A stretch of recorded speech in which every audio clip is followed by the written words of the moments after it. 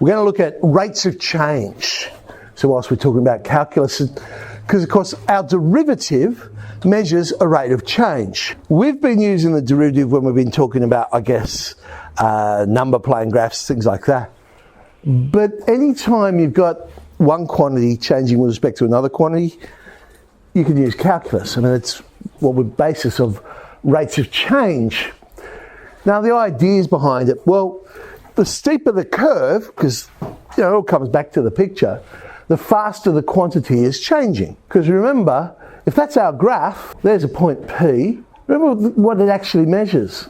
It measures the slope of the tangent at that point. So the steeper the curve, then the slope of that tangent is going to be bigger and bigger.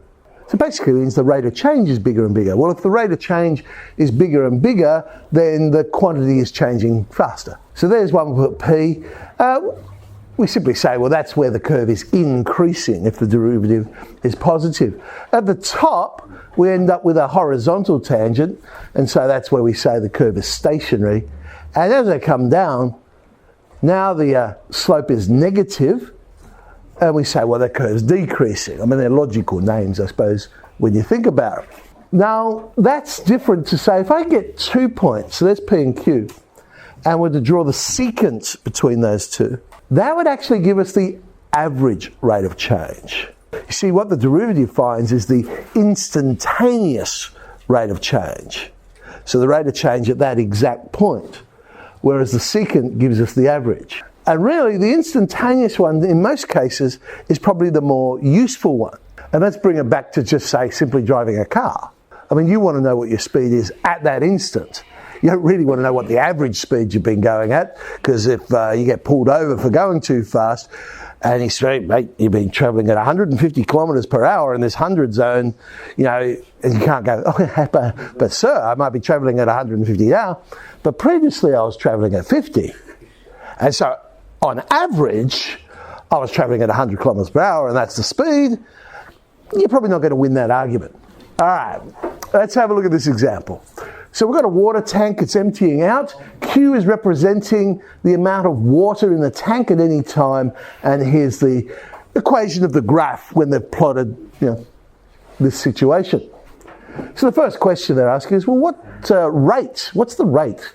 Come up with a formula for the rate of it being emptied. So we want to know what the change in Q is with respect to time. So in other words, we want to find dq to t. So we just differentiate, and in this case we get to use anarchy. Bring down the power, lower the power, diff the inside, but we end up with a formula. So there it is. So how much time does it take to empty the tank? Well, the tank's going to be empty when Q equals 0. So we go back to the original equation, and we want to solve that, so T equals 20. It's going to take 20 minutes for our tank to empty. But at what time, is the water flowing out at 20,000 litres per minute? When is this happening? So we say, when is the rate? And it's negative because it would be decreasing. It's going up. So minus 20,000, simple little equation to solve, and that's after 10 minutes. But what's the average rate at which the water flows out in the first 5 minutes? Well, now, if it's the average for the first 5 minutes, I've got to find out, well, what was it when T equals 0? What have we got there? 400,000. What is it when T equals 5? And average rate then would be the difference in the Q over the difference in the T, and we come up with negative 35,000. So on average, it's flowing out at a rate of 35,000 litres per minute. This probably brings us to the most important use of calculus, and I guess the reason it was first thought of, and that's motion. The rate of change being motion. Now, calculus, a little bit of a history lesson here. Calculus, basically two mathematicians came up with the idea independently. The first one was a German, Gottfried Leibniz, and notice that it was when he was 28. So he was only 28 in 1674. Now, it's his notations that we actually use. So the integral symbol and things like this, they're the ones we tend to use. Of course, the person that gets all the raps is Isaac Newton. And you can see he was a few years before him, and also he was younger as well. He was 22 when he came up with the idea. And he used it to actually explain the laws of motion. That's why Newton was working on it. Now, his dot notation for motion we tend to use. So we use Newton's notation for that. So there's three main things when it comes to motion: displacement, velocity, and acceleration. So displacement, in maths we often use x, because we think of straight line motion, and for convenience we think, oh well, we're just moving along the x-axis. I know in physics you often use s for displacement. At the end of the day, it's just a pronumeral. But what is displacement? It's still talking about distance, but now it has direction as well. So if we're talking about a straight line, you might have some starting point for convenience. Let's call it the origin, so 0. If you're at -5, that negative number now means something different. It's telling you which direction you are. Are you on the right-hand side or are you on the left-hand side of 0? So velocity, so the different notations we could use, v obviously, Newton's notation would be x with a dot on top. Now the only time we ever use that for the derivative is when we're talking about motion. Otherwise we'd say dx to t. And you can use dx to t for velocity as well. But it's like speed with direction.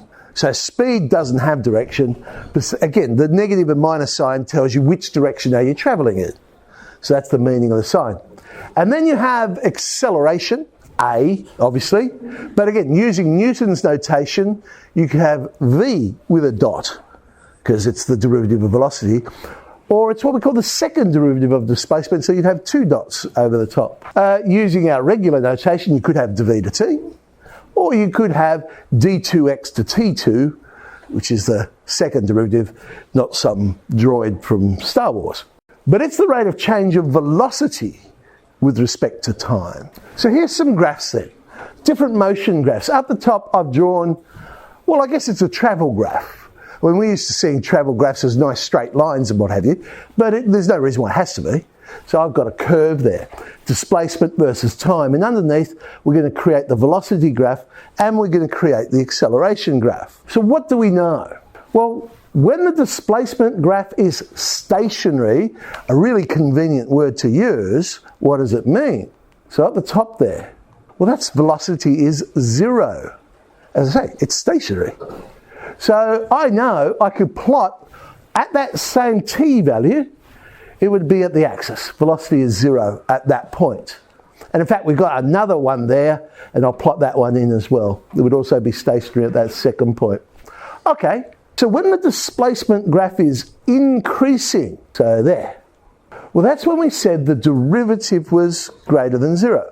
So I know my velocity is positive. So if I'm using the number line, I'm travelling in the positive direction. So I know that on my velocity graph, I'll be somewhere in that region there. Well, we're also increasing in that second region, so I'll mark that in as well. But similarly, when the displacement graph was decreasing, so in that section there, we know that's when the velocity or the derivative would be negative. So I now know my curve will go down there for velocity time graph. The velocity graph will be stationary, somewhere there. Now, how did I know to plot it there? Well, I need to talk about something we haven't really looked at in calculus yet, and it's what's called the inflection point. So when the curve inflects, so it's like it twists, so concavity changes.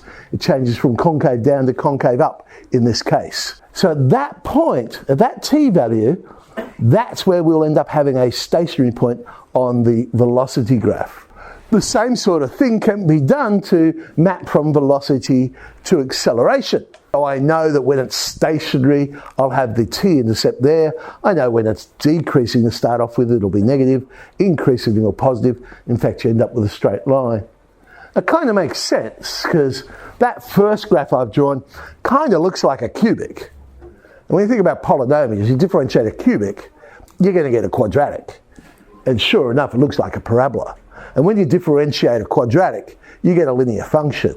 So yep, I've ended up with our straight line there. So it kind of makes sense. There's a little bit of an introduction into rates of change. Let's have a go at 9J.